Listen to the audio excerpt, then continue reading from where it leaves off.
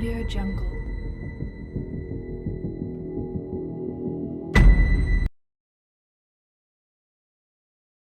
Good morning my dear students.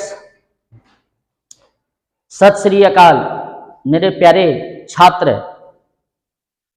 आज मैं दिगंत भाग 2 के 12वीं कक्षा के जिस चैप्टर का नाम है अर्धनारीश्वर, और ये अर्धनारीश्वर जो है 12वीं कक्षा के लिए बिहार बोर्ड के लिए वेरी महत्वपूर्ण चैप्टर है। इससे आपके बिहार बोर्ड में अवश्य क्वेश्चन आता ही है। तो सबसे पहले आज हम लोग अर्धनारीश्वर पाठ का ऑब्जेक्टिव को करने के लिए जा रहे हैं। तो अर्धनारीश्वर का मतलब हो जाता अर्ध जोर नारी जोर ईश्वर।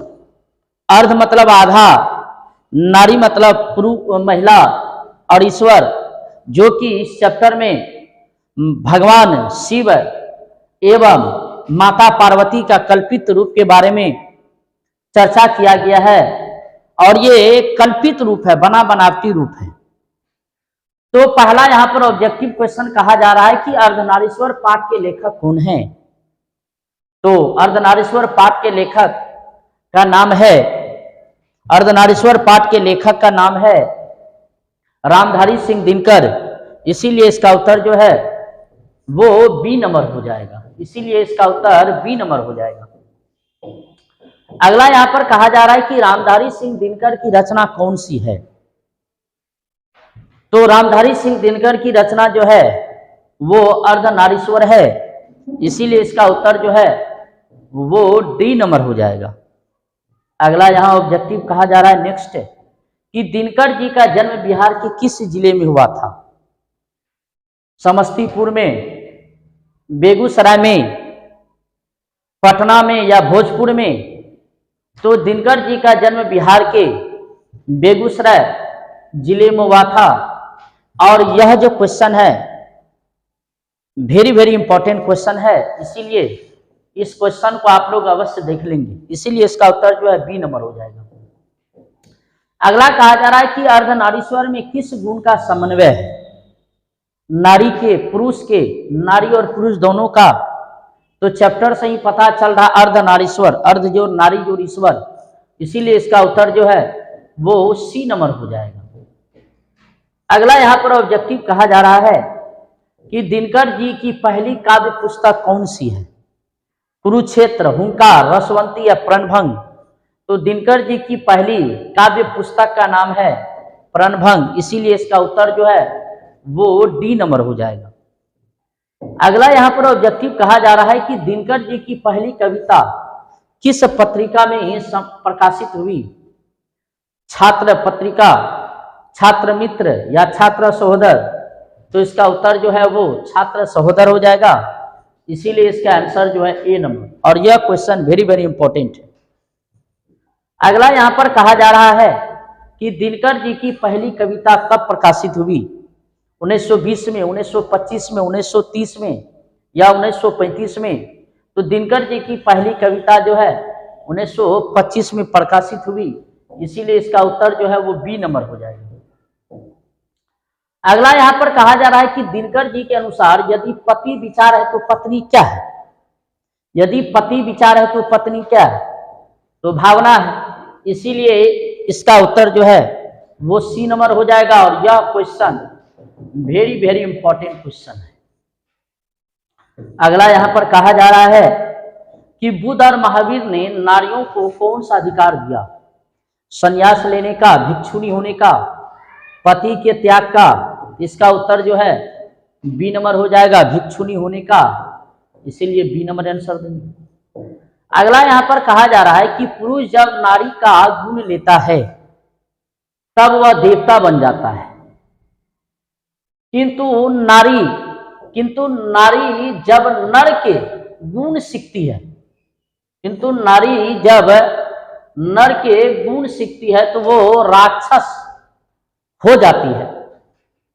यह किसका कथन है, फिर से समझा जाए। पुरुष जब नारी का गुण लेता है तब वह देवता बन जाता है, किंतु नारी जब नर के गुण सीखती है तो वह राक्षस हो जाती है। यह किसका कथन है। दिनकर जी का, रविन्द्रनाथ जी का, प्रेमचंद्र का, या इनमें से कोई नहीं, तो हो जाएगा इसका उत्तर जो है वो सी नंबर हो जाएगा, अर्थात प्रेमचंद्र जी का। यह भी क्वेश्चन भी है। अगला यहाँ पर ऑब्जेक्टिव कहा जा रहा है कि अर्धनारीश्वर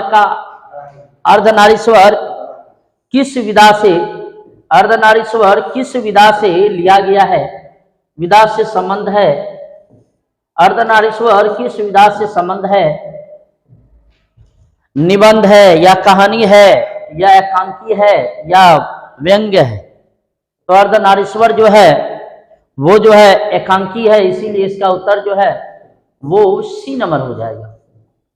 अगला यहाँ पर ऑब्जेक्टिव कहा जा रहा है, किसने अपने जीवन के अंतिम दिनों में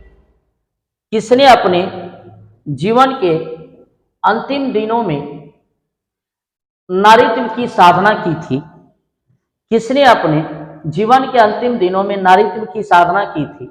इसका उत्तर जो है वो हो जाएगा ए नंबर, गांधी जी ने, इसीलिए आंसर जो है ए नंबर हो जाएगा।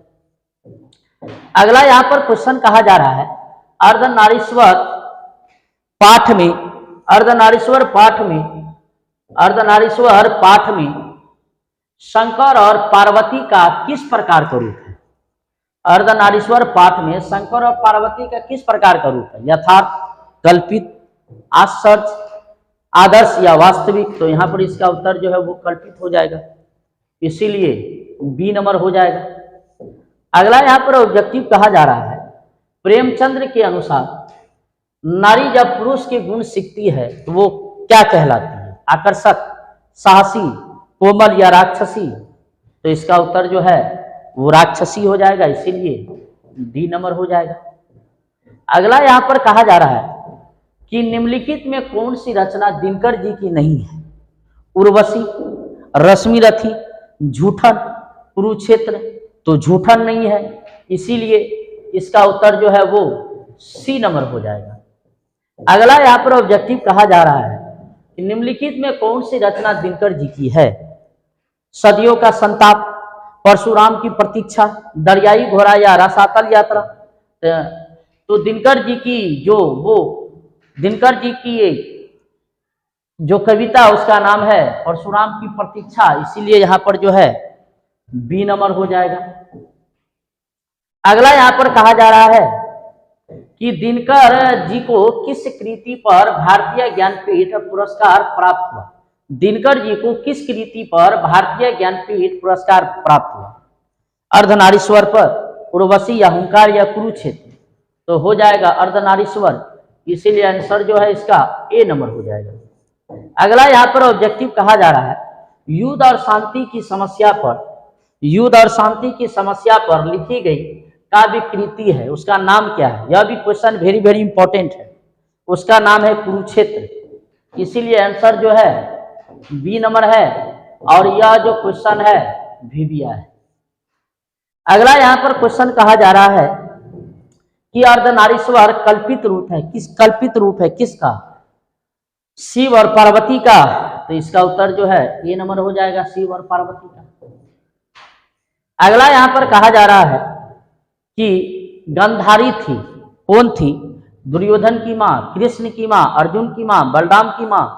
तो गांधारी वो दुर्योधन की माँ थी, इसीलिए इसका उत्तर जो है ए नंबर हो जाएगा। अगला यहाँ पर ऑब्जेक्टिव कहा जा रहा है कि प्रेमचंद्र थे क्या थे, गीतकार थे, कथाकार थे, फिल्मकार थे, संगीतकार थे।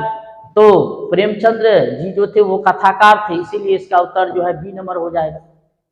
अगला यहाँ पर ऑब्जेक्टिव कहा जा रहा है कि दिनकर जी का जन्म कब हुआ था, 23 सितंबर 1908 को, 22 दिसंबर 1912 को, 28 सितंबर 1911 को, 25 सितंबर 1913 को।